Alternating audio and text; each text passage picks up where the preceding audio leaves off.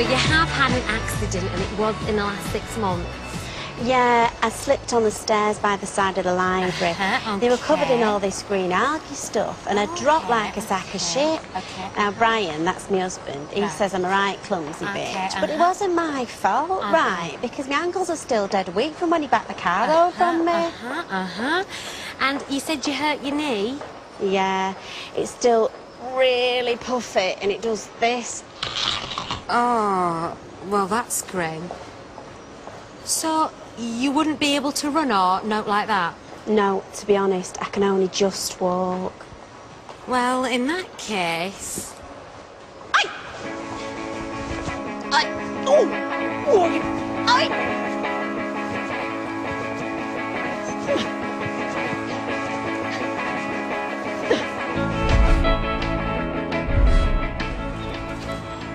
Look at steak.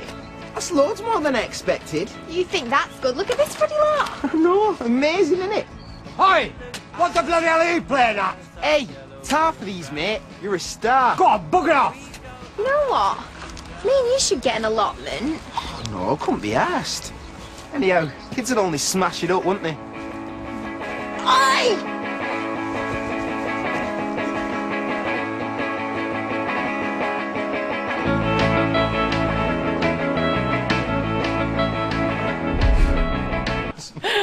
Oh dear, all this week we've been looking at places with unusual claims to fame, and you've been joining in. Alison Mitchell in Giffen at Glasgow says Gordon Brown was born in the Orchard Park. It's a hotel now.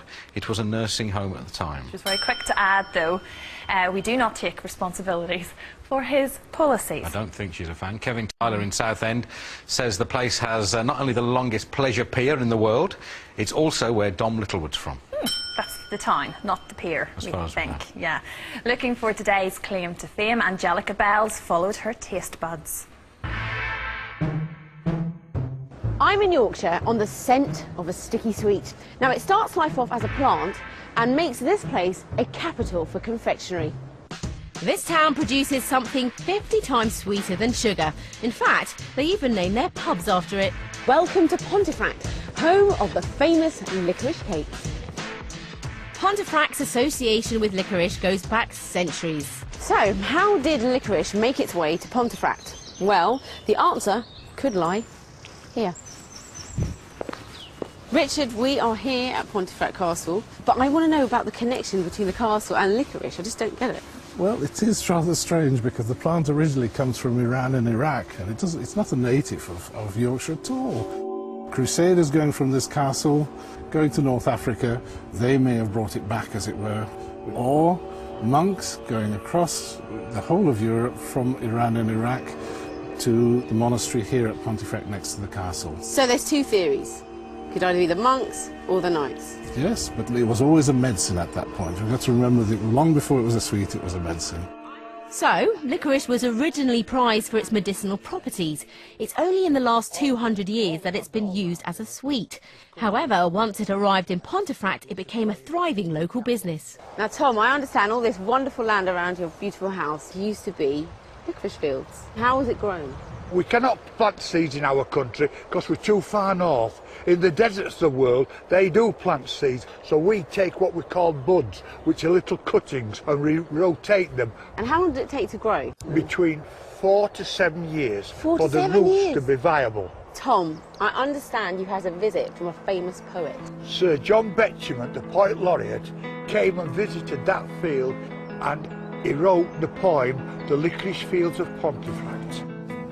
In the licorice fields of Pontefract, my love and I did meet, and many a burdened licorice bush was blooming round our feet. So what does it look like, the roots?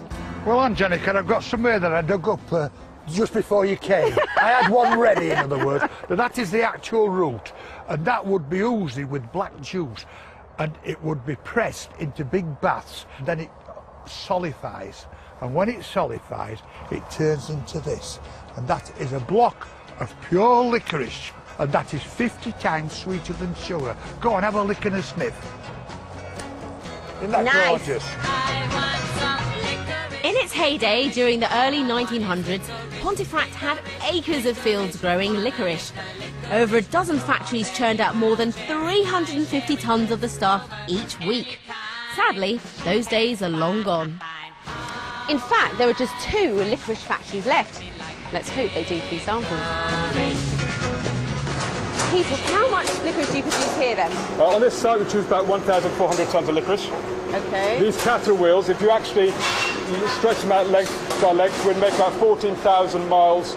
You're getting on for well over halfway around the equator of licorice. I used to have cattle wheels when I was little, and I always wondered how you got them to curl up like that. It's genius. Very traditional ways of doing it. Lady puts a button in, puts the licorice sprayed around, then press the foot pedal, and it spins around. This is my favourite bit. Is that right? Not the licorice? I like the licorice, but I ate the licorice to get to this bit. Okay, that's what we can have those on their own if you want. If you thought licorice was used just for sweets today, think again. We don't just stop with the sweets here. We've got the licorice sausages, we've got the licorice pork pie, the licorice beer, the licorice cheese. This is the Pontefract double helix cheese. You'll see it's really creamy. That is gorgeous. Yeah, and then we put the licorice root through it as opposed to on the glaze. I'm loving that. It's I'm loving all this superb. licorice stuff. It's just simple food. It's just done. We're just using fantastic quality, great local food, and then we're adding the licorice in. I'm very impressed. So it's safe to say, Heather, that Pontefract's association with licorice will live on. It will if we have anything to do with it. Charles, I don't know why I think this, but you look like the kind of bloke who I feel might like a nibble on a bit of licorice. I'll give licorice a go, yes. You do? Well, I brought my licorice treats in for you all to try. The entire range is here? Yeah, so we've got the cheese, the sausages. We've only got 1 pork pie because, Adrian, you've already eaten one. Yeah. I did. I scoffed one. Don't try and pretend I couldn't it's the taste first the time licorice you've in eaten it. it. It was very nice. Good enough? OK, so let's get this going. Okay. What would you like? Charles, you can have a licorice sausage or licorice cheese. What would it be? I'll try the cheese. Well, they're not... Neither cheese is really... nice. OK. Cheese is nice. You guys have I'm some. going to try the cheese. You made that look nice in there. It is. It's just not too overpowering because you said the pork pie wasn't too... No. I'll go for the sausage then. OK. And I've got an interesting fact about licorice. Go on, then. You know, if... don't you like it? Listen, if you've got a sweet tooth... You're not having any pudding unless you finish that food. And that's the end of it. I've told you before about this. Finish Now, if you've got a sweet tooth and you want to keep that bikini shape for the summer, switch to licorice because it's 50 times sweeter than sugar but has less fat and calories. Swallow. Less fat and calories. And it's also a mild laxative, and like I said in the film, it was used in the medieval times for childbirth, and it's very good for ulcers too. Yeah. And what will this be here? This is the beer. This is my 2 units. Go on. It's nice. I've had enough licorice for one day, though, to be fair.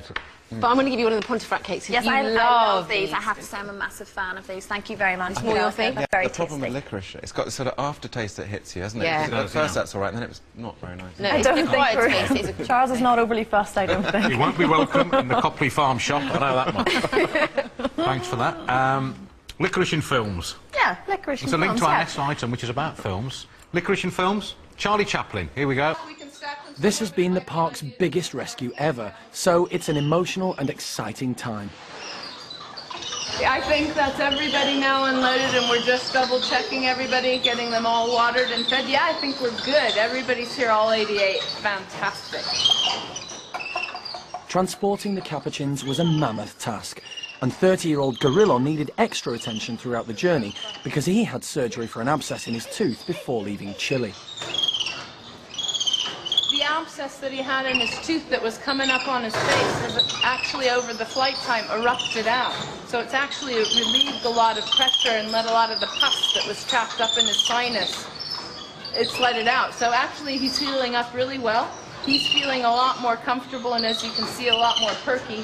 So really pleased. He's made the journey really well. He's an old boy. At 30 years old, he's only got probably another 5 to 8 years left in him, really. And, you know, he's taken the journey really, really quite well. It'd be a bit... Some of these individuals are just going to take like a duck to water, being with others of their own kind, and perhaps getting a more natural environment here at the park. And others are just going to be so shot away from what's happened to them over their lifetime that there's not going to be a lot of hope for them. So we'll just have to wait and see how each individual pans out. But that's why we took the 88. We wanted to give everybody an opportunity to have a good life and a more natural life. Despite their unnatural background,